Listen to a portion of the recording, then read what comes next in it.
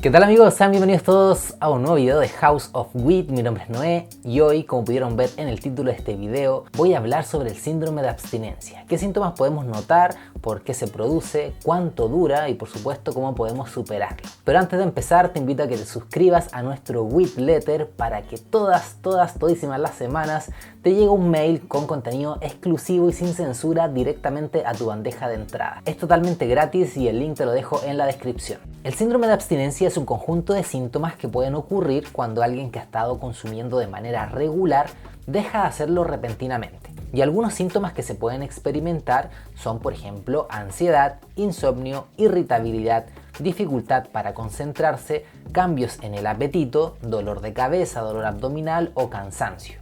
Estos síntomas no son iguales para todos, por supuesto. Los síntomas y su intensidad pueden variar de persona en persona. Para algunos será excesivamente fácil y no notarán ningún efecto, y para otros no tanto. Aunque pueden ser incómodos, estos síntomas suelen ser leves y generalmente desaparecer en unos pocos días, más tardar 2 semanas. La abstinencia por esta planta es real, pero muchas veces se le da poca importancia porque es menos grave que otros tipos de síndrome de abstinencia, como el ocasionado por el consumo abusivo de alcohol, por ejemplo, que puede llegar a ocasionar alucinaciones perturbadoras, escalofríos y en casos graves y no tratados incluso la muerte. Además, el porcentaje de usuarios que desarrolla dependencia de esta planta es menor comparativamente al de otras sustancias. Según el NIDA, National Institute on Drug Abuse, se estima que alrededor del 9% de las personas que consumen esta planta desarrolla dependencia. Esto se compara con una tasa de dependencia del 15% para el alcohol, del 32% para el tabaco y del 23% para la heroína. Cabe destacar que estas tasas de dependencia no tienen nada que ver con la intensidad del síndrome de abstinencia. Como mencioné, la intensidad del síndrome de abstinencia por esta planta es muchísimo menor que la intensidad, por ejemplo, la abstinencia del alcohol, que puede incluso provocar la muerte. La abstinencia ocurre porque el consumo de esta planta tiene efectos en el sistema endocannabinoide, que es un sistema de neurotransmisores y receptores que está involucrado en una amplia variedad de funciones corporales. Cuando consumimos, los cannabinoides se unen a los receptores endocannabinoides en el cerebro y en otras partes del cuerpo. Esto puede tener efectos en el estado de ánimo, el apetito, el sueño y en otras funciones corporales. Cuando dejamos de consumir, el cuerpo deja de recibir estos cannabinoides externos y comienza a desintoxicarse. Como resultado, el sistema endocannabinoide puede quedarse desequilibrado temporalmente, lo que puede llevar a los síntomas de abstinencia. Además, el consumo puede tener un efecto en la liberación de ciertas sustancias químicas en el cerebro, como la famosa dopamina, y al dejar de consumir, la cantidad de dopamina en el cerebro puede disminuir, lo que puede contribuir aún más a los síntomas del síndrome de abstinencia. Aunque el síndrome de abstinencia por esta planta es menos grave que el síndrome de abstinencia por otras sustancias, igualmente puede ser desagradable y difícil de superar.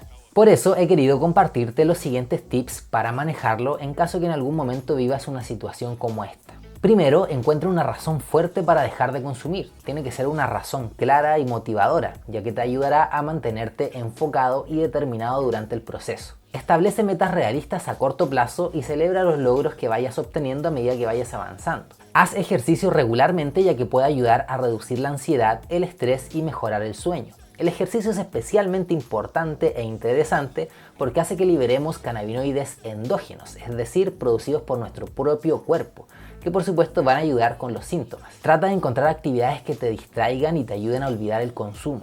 Come una dieta saludable y rica en nutrientes.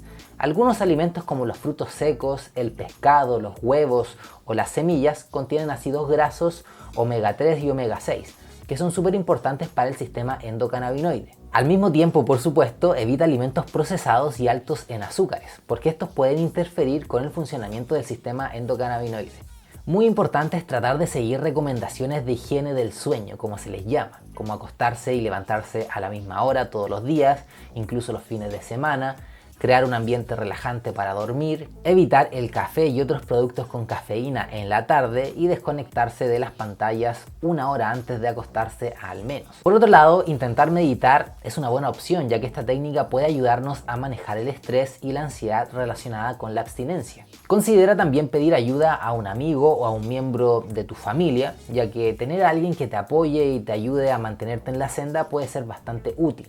Y si te sientes abrumado o estás teniendo dificultades para dejar el consumo, intenta buscar ayuda profesional. Finalmente, ten paciencia, ya que dejar de consumir puede ser un proceso desafiante y puede llevar tiempo, así que ten paciencia contigo mismo y recuerda que cada paso en la dirección correcta es un logro, así que valóralo. Por otro lado, también debes saber que el síndrome de abstinencia no es peligroso para la vida. Aunque puede ser desagradable, no es una condición que ponga en riesgo nuestra vida.